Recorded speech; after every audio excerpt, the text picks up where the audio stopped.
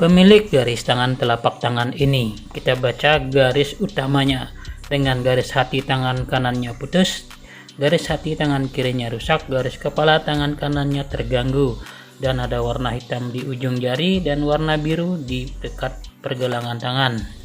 Kita baca analisa sedikit, mungkin ada hal buruk ataupun hal baik yang telah terjadi.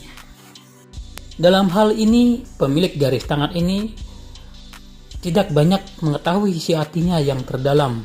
Dia termasuk orang yang tipe tegas dan pendiam, terlihat tenang dan terkendali. Bahkan saat terbakar amarah pun, dia punya senyum yang misterius. Baik cinta maupun ataupun benci, hal itu akan menjadi pengalaman luar biasa bagi orang-orang di sekitarnya. Jadi baik dia dalam keadaan benci, mencintai, dia selalu ada senyum misterius dalam dirinya. Termasuk orangnya cerdik, pandai mengorek rahasia orang lain. Tapi sarannya, jangan sampai ikut tercampur kepada urusan orang lain.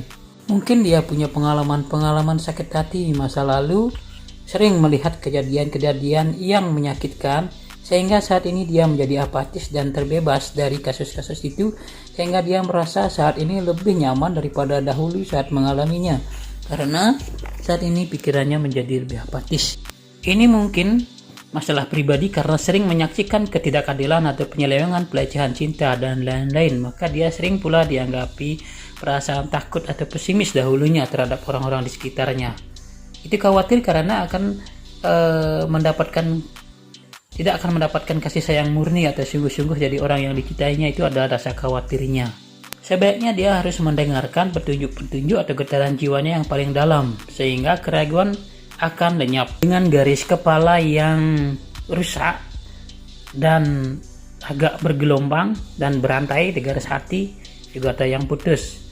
Itu mungkin pernah dihinggapi rasa cemas atau dihantui rasa ragu-ragu di dalam pergaulan lawan jenis, sehingga sering mentok. Tiba-tiba merasa khawatir kalau cinta tidak terbalas atau bertepuk sebelah tangan. Kalaupun ngomong takut menyakiti hati orang lain. Jadi mungkin merasa dipermainkan. Sifat yang baik itu biasanya tekun, cerdik, cerdas, teliti, dan disiplin. Hal itu dalam pekerjaan dapat menjadi suatu keberuntungan.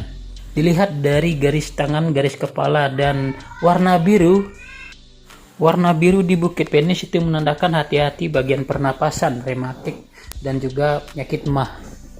Metabolisme oksigen ke dalam tubuh sekarang berkurang, ditandai dengan warna hitam di ujung jari ataupun di jari-jari.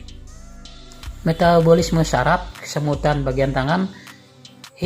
Berusaha minum air hangat sesering mungkin agar jika saat ini mengalami susah tidur. Apakah ini terjadi kepada Anda?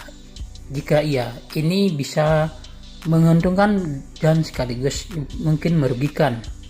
Sejak muda mungkin dia niat mencari uang, tetapi jiwa sosial mungkin tinggi, maka uangnya bisa habis untuk menolong orang. Pada umur 29 tahun, jika harusnya menikah, dan disitu rezekinya menaik, tapi tidak tahu pengaruh hal yang lain seperti situasi dan kondisi lingkungan setempat. Dan jika saat itu tidak menikah, itu kesempatannya umur 29 tahun.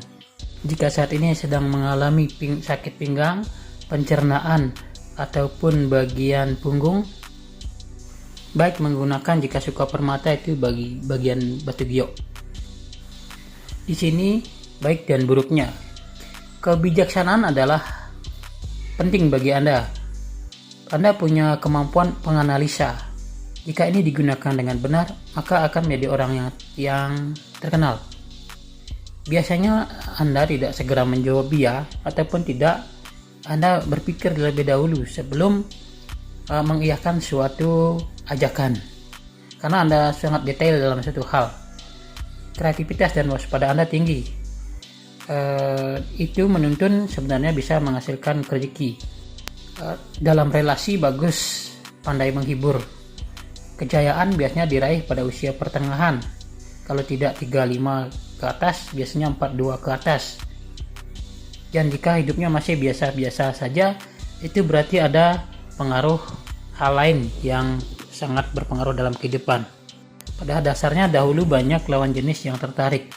Tetapi Anda mungkin sering merasa kesepian, selalu merasa sendiri. Kemungkinan saja dalam menganalisa sesuatu, bertemu dengan orang pertama kali, hati-hati ketika menganalisa seseorang. Jika salah, bisa mengantarkan kepada suatu masalah. Ketika usia lebih 30 tahun, mungkin pada saat itu ada perjalanan yang tidak mulus terjadi, mungkin dalam rumah tangga, usaha atau yang lainnya.